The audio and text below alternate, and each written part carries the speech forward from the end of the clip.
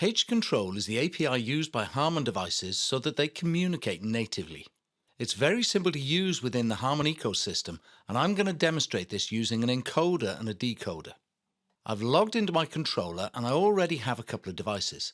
My touch panel is communicating using ICSP, and I also have a BSS DSP that's automatically connected using HiQNet. To add a HControl device, I just create a new device and add the instance ID and the driver ID. Both of these are very specific. First of all, the instance ID is the unique reference that's used by every HControl device that I'm controlling. By default, this is the model number followed by the last 6 digits of the MAC address. I can find this quite easily using AVX Manager software. So once I've done this, I'll copy the value and paste it in as the instance ID. The driver ID allows me to specify which protocol or API is being used to communicate with the device. In this case, I need one of the HControl options, either HControl Direct or Discovered. I'll use Discovered for this device, so there's no need to add the IP address. When I refresh the page, the indicator turns green to show the device is connected. Now, using the default instance ID isn't ideal because it tells me nothing about where that device is installed. Ideally, this should be changed to a friendly name that makes the different devices easier to identify. There's a couple of different ways to change this, so I'll just delete this device and then show you the options.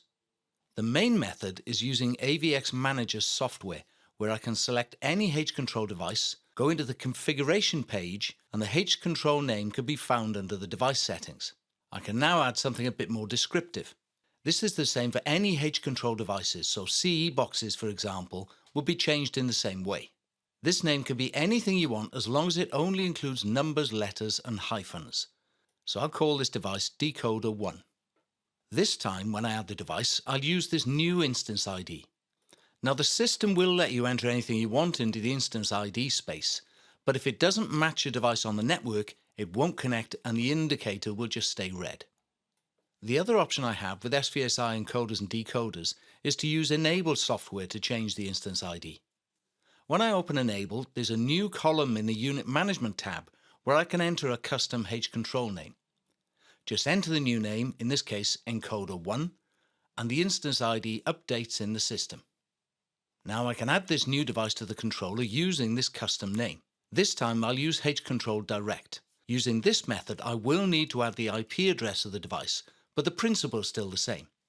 When I refresh the screen, the indicator goes green and my devices are connected. So let's check this in MUSE Automator. I'm already connected to the controller, so I'll just add a command node, select one of the devices I just added, and I can now access all the functions I need.